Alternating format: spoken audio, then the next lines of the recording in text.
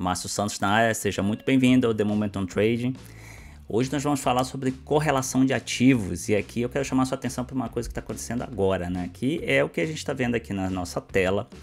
Você está vendo um gráfico onde a gente tem o NAS 100, que na verdade é o índice Nasdaq, e o S30, que é o Dow Jones. Então eu quero mostrar aqui na prática o que está acontecendo no mercado agora, nesse mês de julho, uma correlação muito forte entre esses dois ativos. Então muitas vezes a gente não entende qual é o que está acontecendo exatamente com um determinado índice, que é o caso aqui o Nasdaq. A gente tem visto o índice Nasdaq caindo bastante nos últimos dias, né? E aí você pode pensar que existe uma mudança nos fundamentos das empresas. E não, o mercado continua forte, o mercado continua pujante, mas o Nasdaq vem caindo sistematicamente. Se você puxar o gráfico aqui, esse gráfico aqui eu puxei um pouco para trás, mas vamos olhar aqui como estamos hoje. Olha só a queda do índice Nasdaq. Então a gente já saiu aqui do nosso topo aqui em 20.800 mais ou menos, e já chegamos aqui em 19.600, né? Praticamente 1.000 pontos de queda que o índice Nasdaq já nos propiciou aqui nesse período. E ao mesmo tempo a gente pode imaginar que existe uma correlação entre os índices de ações americanos, porque estamos falando do mesmo país, estamos falando de empresas grandes e tudo mais, mas os índices de ações os principais índices de ações dos Estados Unidos não são compostos pelas mesmas empresas. Podem até existir empresas que são listadas em um e outro, mas você já sabe, né? Nasdaq é o índice com base na tecnologia. Então as principais empresas de tecnologia estão ali. E a gente viu esse ano um rally violento na tecnologia, principalmente capitaneada aí por empresas como a Nvidia, né, que produz os chips que são usados para os processadores, né? Os processadores são usados para inteligência artificial. Então, como esse é um mercado que está bombando, está crescendo bastante, então a Nvidia disparou, se tornando uma das empresas mais valiosas do mundo. E o Dow Jones é um índice que é muito mais antigo, muito mais tradicional e é composto por empresas lá dos anos 1800 praticamente, né? Lógico que tivemos outras adições desde então, mas são as empresas da indústria, principalmente as empresas industriais. Nós temos as grandes montadoras e diversas empresas listadas no Dow Jones ali. Esse foi o principal índice de ações do mundo durante muito tempo. E a gente tem visto o Dow Jones ter uma subida muito grande. Assim, eu quero chamar a sua atenção, vamos voltar aqui no gráfico para um dia específico, tá? Vamos voltar aqui ao Nasdaq para este dia aqui, ó, este dia, que é o nosso dia 11 de julho, quer dizer, bem recente, né? Não sei quando você está vendo esse vídeo, mas ele é bem recente. E aqui nós temos o Dow Jones, ó, no mesmo período aqui, no dia 10 de julho, né? Então aqui nós temos 10, 11 de julho. Lembrando que aqui eu estou no gráfico de 1 hora, tá? No nosso gráfico do Nasdaq. Entre o dia 10 e o dia 11 foi o último período de alta do Nasdaq, quer dizer, o Nasdaq atingiu a máxima dele, inclusive a máxima histórica nós tivemos aqui, né? Nesse período o Dow Jones ele estava caindo, ó, Dow Jones caindo e voltando para onde? Para a nossa tradicional média móvel de 200 períodos. Outra coisa é a questão do custo, né? Você operar o índice Nasdaq cash, como eu estou operando aqui, sai muito mais barato.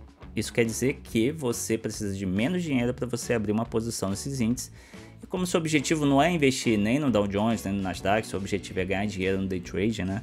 É importante para que você tenha uma possibilidade de você alavancar mais seu dinheiro, você arriscar menos. Então tudo isso aí traz vantagens no índice Nasdaq, aliado a esse conceito técnico aqui da expansão. Como você está vendo, a expansão do Nasdaq é muito mais intensa, né?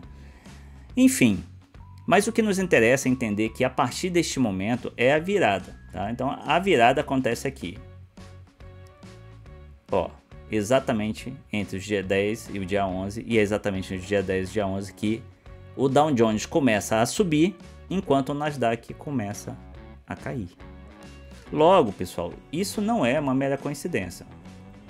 E aqui a gente vê o restante do movimento, e você vai pegar o Dow Jones, você vai ver que ele fez exatamente o movimento de subida, que foi o movimento contrário.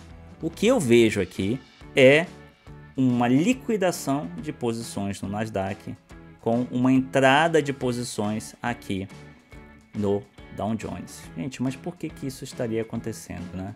Os fundos que realmente movimentam o mercado, eles lidam com bilhões de dólares. Bom, esses fundos, eles não necessariamente são obrigados a gostar de uma ou outra ação. O que eles estão procurando, na verdade, é trazer lucro para seu portfólio, para que depois ele seja dividido entre as pessoas que são os cotistas desses fundos e os gestores também obtenham esse lucro. Então, existe um ponto, né, na expansão de todo ativo em que ele subiu demais, ou que ele caiu demais também, né? E esse ativo, então, realiza a reversão de mercado. Essa reversão, ela foi imediata, né? Então veja que aqui a gente tem o índice Nasdaq liquidando posições. Então aqui o índice está parado porque neste ponto muita gente está entrando tardiamente no mercado enquanto os fundos estão fazendo a liquidação. Do outro lado nós temos aqui o Dow Jones na média móvel de 200. Se você me acompanha há muito tempo, você sabe que a média móvel de 200 ela é fundamental para você entender o mercado. Você não pode abrir mão de não ter a média móvel de 200 dentro do seu gráfico. Ela é importante em todos os time frames, porque os robôs utilizam essas médias como parâmetro de diversas coisas. Se o preço está caro, se está barato, se é hora de fazer uma operação ou outra, se é hora de comprar ou vender, que é o que realmente movimenta o mercado. Quando o Dow Jones ficou aqui dançando em cima da média móvel de 200, ele teoricamente, como ele está vindo de cima, né, ele estava vindo ali de cima, ele está barato. Então é hora de você comprar. Agora, observe a distância que nós tínhamos do Nasdaq para sua média móvel de 200. A distância era bem grande, ou seja, ele está caro. E esse ponto, em algum ponto que o mercado faz essa reversão, volta para a média de 200, mas a liquidação continuou, né? Então existe uma mudança de posição desses players indo do Nasdaq para o Dow Jones, como eu estou provando para você aqui. Na medida em que o índice caiu dia a dia, o que aconteceu com o índice Dow Jones, né, o índice industrial, ele subiu progressivamente junto com essa queda, ou seja, houve uma transferência de recursos, né? Bilhões de dólares estão sendo movidos das ações de tecnologia para as ações tradicionais. Mas a gente não tem somente esse como um dos principais índices, né? Temos um terceiro índice que a gente pode comparar também, que é o Standard Poor's 500, o SP 500, o S&P. Esse é um dos índices mais operados também nos Estados Unidos. Vamos ver se no mesmo gráfico de uma hora existe alguma correlação acontecendo com o Nasdaq. Agora o Nasdaq está aqui do nosso lado direito, tá? Aqui está o ponto onde ele começou a cair.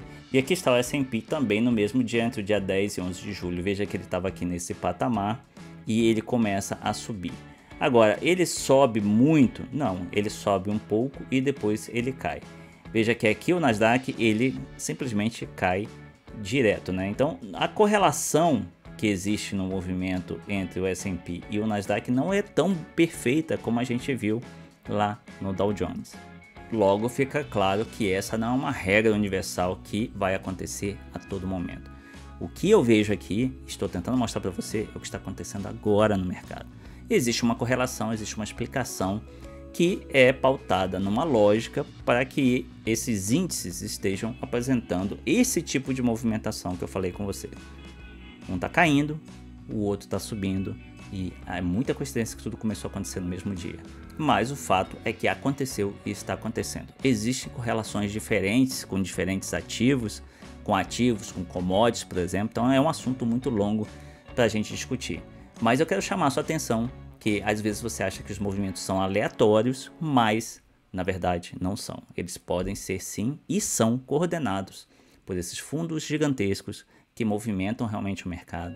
Suas compras e vendas fazem com que o mercado se movimente para cima e para baixo muito forte quando eles estão determinados a realizar esses investimentos. Então agora a gente tem visto este movimento acontecendo e isso pode gerar um indício para que em algum ponto a gente veja o contrário acontecendo também, porque os mercados são cíclicos, né? Eles se expandem, se contraem, passam tempo, se expande, se contrai, passa um tempo e assim vai ser eternamente. E se esse vídeo foi útil para você, vou deixar aqui 2 novos vídeos para você continuar assistindo coisas aqui no nosso canal e aumentando ainda mais seu conhecimento a respeito de mercado financeiro. Não deixe de nos seguir nas redes sociais, Márcio Santos Trader, estou no TikTok, Tô no Instagram. E também, se você tá vendo a gente aqui pela primeira vez, se você gostou do conteúdo, por que não fazer parte aqui e se tornar um seguidor do canal? Vai ser muito importante pra gente ter você aqui, você nos ajuda pra caramba. Deixe seu like e compartilhe com aquele seu amigo que você sabe que também pode aprender mais a respeito disso. Te vejo no próximo vídeo.